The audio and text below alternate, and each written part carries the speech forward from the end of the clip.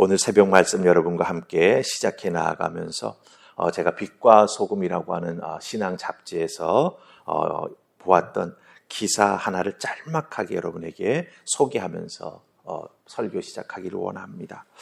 49년 동안 구두 닦기를 하신 분의 이야기가 그 빛과 소금에 실렸었습니다.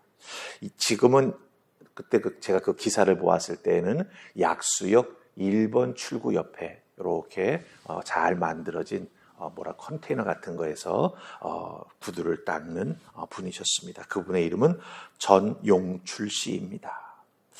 이분이 5살 때 홍역을 심하게 앓아가지고 사실은 병원에 조금만 빨리 달려갔으면 청각을 잃지 않을 수 있었는데 그냥 방치한 바람에 홍역으로 심하게 앓으면서 열이 올라가지고 청력을 결국은 잃고 말았습니다.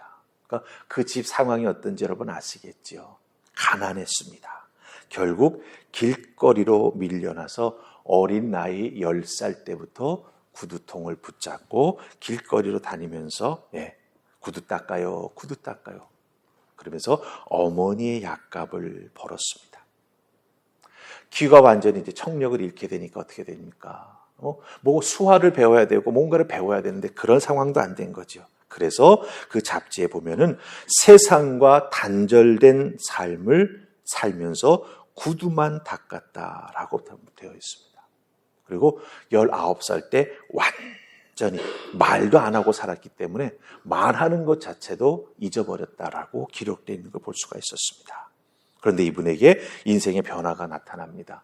25살 때 교회를 다니기 시작하면서 예수 그리스도의 보혈, 그 십자가 은혜가 무엇인지를 조금씩 말도 잊어버리고 주변에 수화할 수 있는 분도 있는 것 아닌데 교회를 어떻게 다니게 되기 시작하면서 그 은혜가 무엇인지를 깨달아 알고 예수님 믿기를 시작했더라라고 하는 거예요.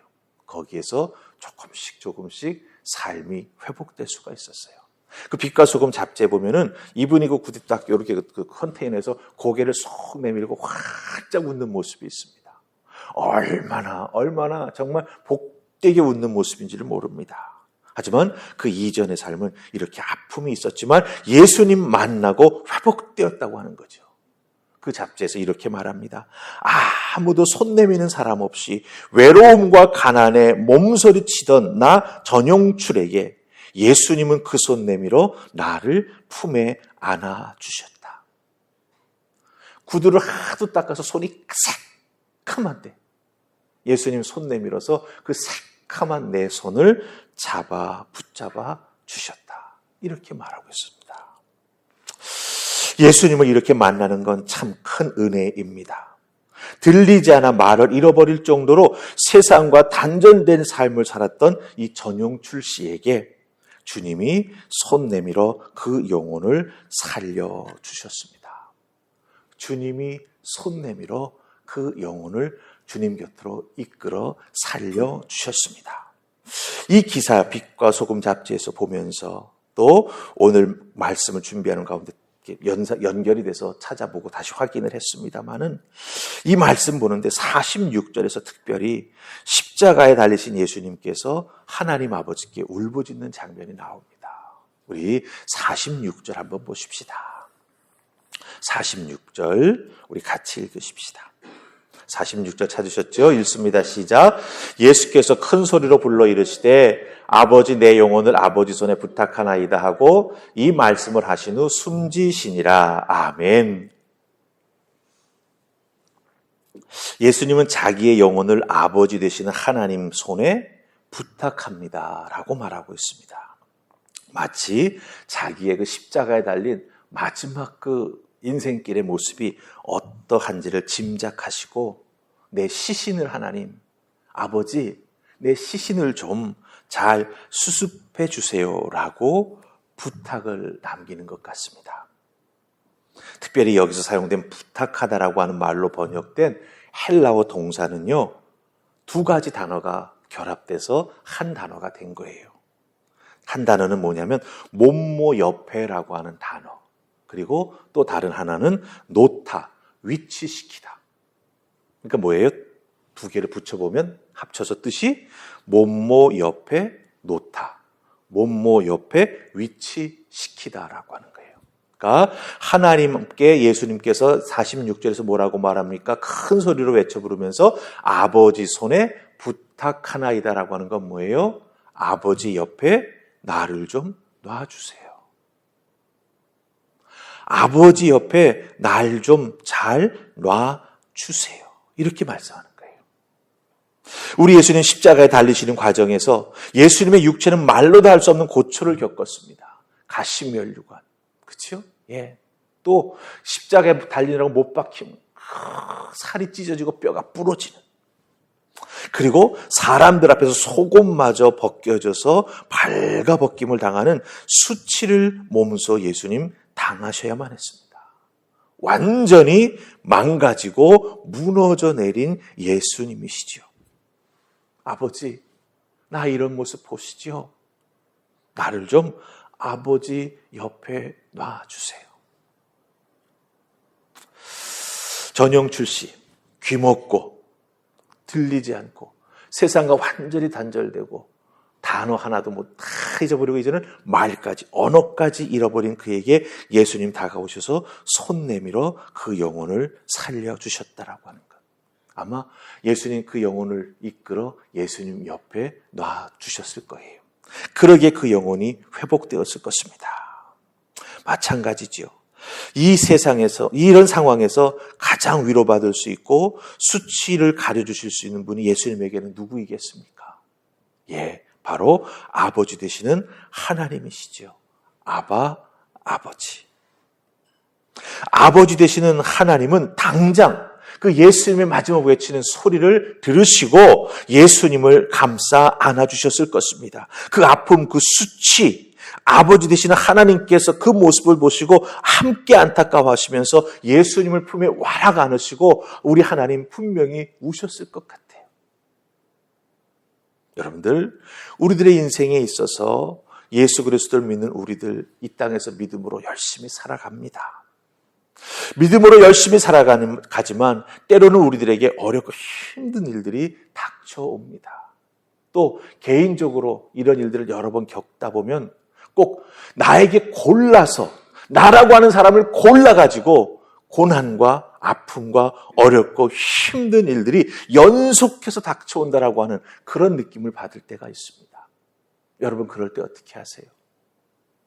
왜 나만 겪는 고난이냐고 하나님 앞에 투덜거릴 수 있습니다. 그러나 우리는 그 투덜거림을 넘어서는 믿음의 사람이 되어야 합니다. 어떻게 넘어설 수 있습니까? 오늘 우리가 읽었던 46절에 예수 그리스도께서 하나님을 향해서 외쳤던 그 외침을 기억하시기 바랍니다. 하나님, 나를 하나님에게 맡기고 부탁합니다.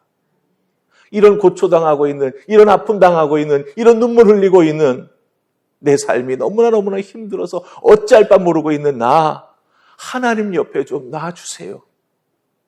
하나님 옆에 날 좀 놔주시면 제가 위로를 받을 수 있을 것 같아요.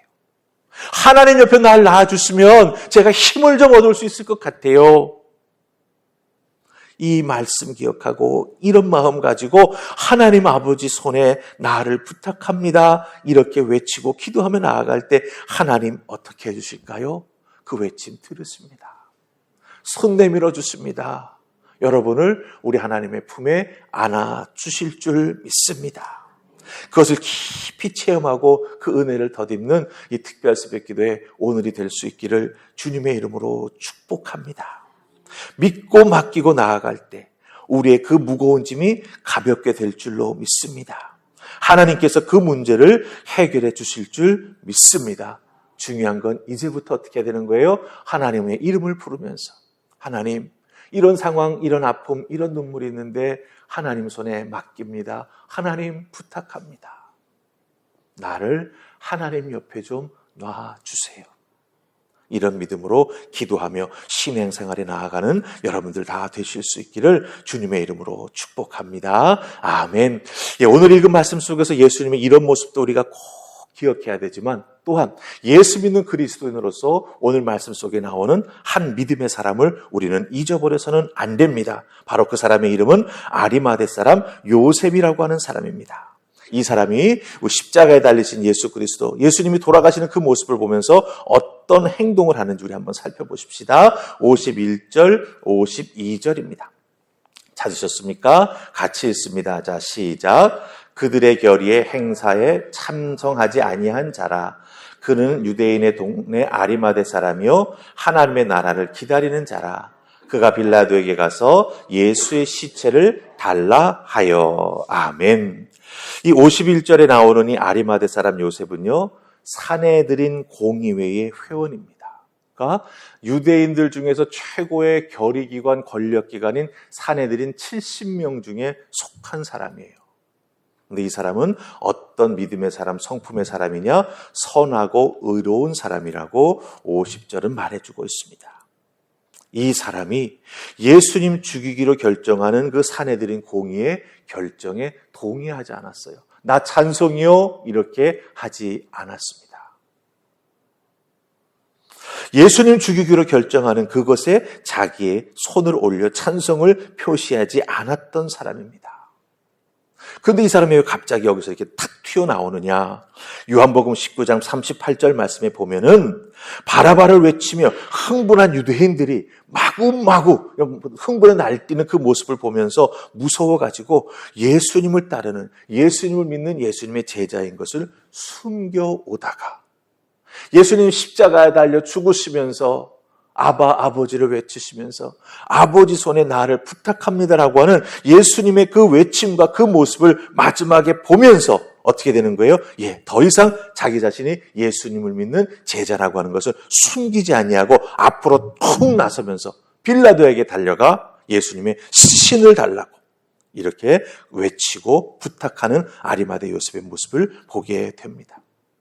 고난받으시다 죽으시는 그 예수님의 모습을 보면서 제자들은 다 도망친 상황 속에서 이 아리마대 요셉은 더 이상 숨어 있지 않고 예수님 믿는 것, 예수님의 제자됨을 드러냅니다. 여러분, 예수님을 믿는다라고 하는 것, 그리스도인이 된다라고 하는 것, 그리스도께 속한 자가 된다라고 하는 것, 그것은 마음으로만 믿는 것이 아니라고 하는 것입니다. 아리마대 사람 이 요셉처럼 그 믿음을 세상에 드러내야 할 때가 있습니다. 근데 그 드러내야 될 때 큰 용기가 필요로 할 때가 있다라고 하는 거죠. 그때 우리는 주저하지 않고 숨지 않고 주님의 몸된 교회를 위해 하나님의 영광을 위해 우리는 내가 예수 그리스도를 믿는 그리스도인입니다라고 하는 것을 우리의 입술로 말하며 행동으로 보여주는 우리가 되어야 될 때가 있다라고 하는 거죠. 그때를 위해서 우리는 어떻게 해야 되겠습니까? 준비해야 합니다.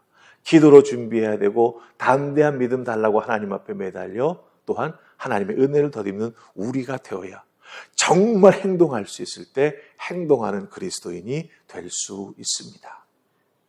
말로만이 아니라 마음으로만이 아니라 여러분의 삶을 통해 나 예수 믿는 사람입니다 라고 하는 것을 증거해야 될 때가 온다라고 하는 것 꼭 기억하시고 아리마대 요셉처럼 그렇죠? 믿음 생활해 나아가는 은혜가 있기를 주님의 이름으로 축복합니다. 특별히 아리마대 사람 요셉은 그 빌라도에게 달려가서 시신을 달라고 그래서 예수님의 시신을 수습해가지고 무덤에 잘 모셔놓는 그 행동이 자신의 삶과 믿음을 드러내는 그런 모습인지는 잘 그 당시에는 알지 못했을지 모르지만 결국은 하나님 앞에 쓰임받는 인생이 되었다라고 하는 것을 아마 나중에 깊이 깨달았을 것입니다. 우리들도 마찬가지입니다. 지금 기도로 준비하며 나아갈 때 우리 하나님 앞에 선한 일꾼으로 쓰임받는 우리가 되는 준비 과정을 거치고 있다라고 하는 것 꼭 기억하시고 새벽을 깨우며 기도하는 여러분들 다 되실 수 있기를 주님의 이름으로 축복합니다.